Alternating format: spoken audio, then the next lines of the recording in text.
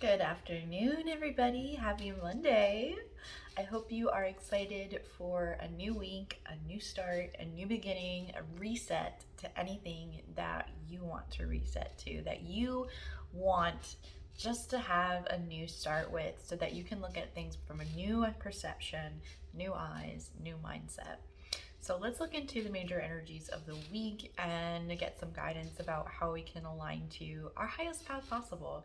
So definitely call in your guide team or your higher self, whoever you want to hear from, and ask for the messages that you most need to hear right now. But remember that it's also a collective reading, so just take what resonates, throw out what doesn't. And if you want something more personalized and more in depth, go ahead and schedule a reading with me. So I don't know if anyone else has ever done this, but I just tried to light my sage with my candle, and I guess I hadn't realized I had my candle burning for so long, because when I went to dip like the sage into the flame, it actually went into the wax. So I don't know what that does to the sage. Anyone knows, go ahead and tell me. That was funny. I don't even know. All right, what is the major energies this week? Oof, okay. We have the Three of Swords and the Queen of Cups. And at the bottom of the deck, we have the Nine of Cups.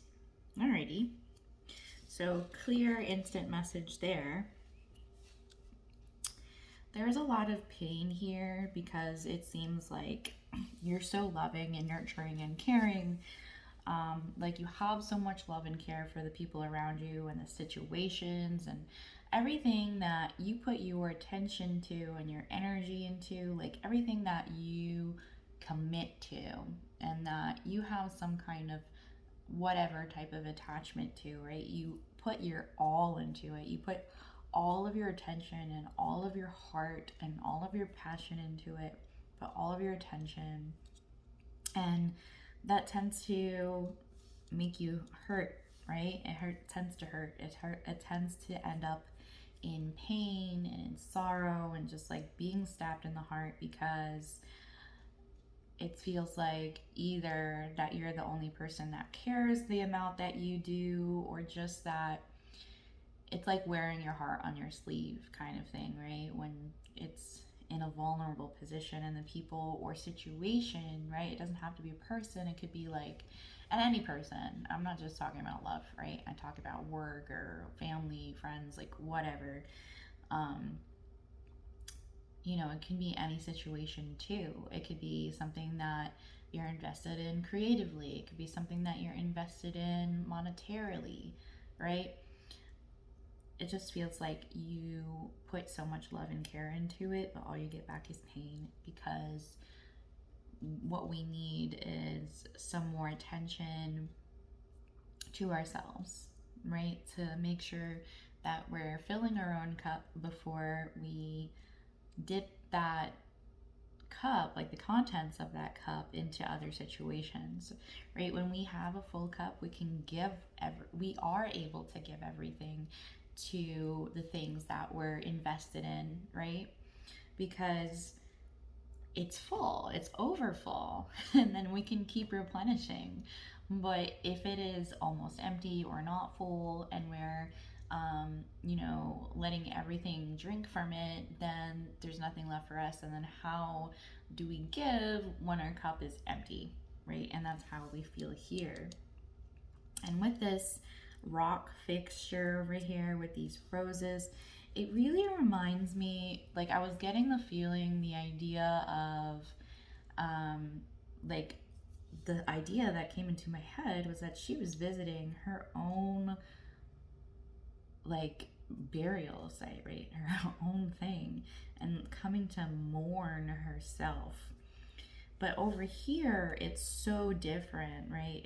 She's chilling, she's having a good time in the woods under the moon with her trees and the lilies and lotus flowers and all of the cups that she's filled for herself. So yeah, there might be something painful this week about in regards to something that you care about. But just remember to take care of yourself. And the way that you do that will allow you to handle the situation in the best way possible for you and for what you care about and the persons or things and situations that you care about. I'm also getting for a couple people that this might have to do with a mother figure, like you might get into an argument with a mother figure or something like that. Maybe someone at work who carries a lot of female energy. So what is the possibility to align to this week? What is the possibility to align to this week? What movement might we see?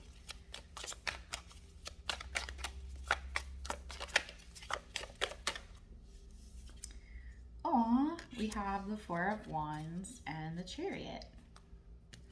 So the possible movement to align to this week is moving, possible movement, right? Moving to the Four of Wands, which is kind of like a fairy tale ending, right? It's like marriage, if that's what you want, right? Stability, partnership, folklore, happiness, love. Like, it's literally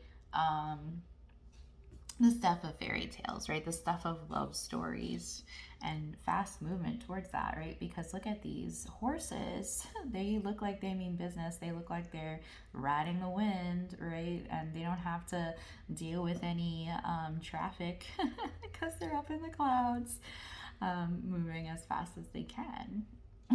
So this is the possible movement that we might see if we align our thoughts and emotions and feelings and energy to this possibility, right? If we can get our frequency at this frequency, will align and it can happen. And I don't mean to sound all out there when I talk about that. I mean literal vibrational frequency, like literal stuff that you can keep track of with scientific measurements. Okay, so what is the guidance to align to this awesome possible movement?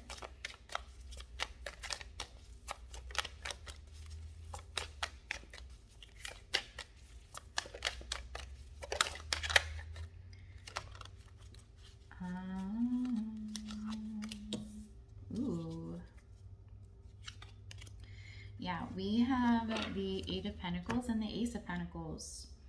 So definitely this all has to do with 3D, right? This all has to do with our tangible existence.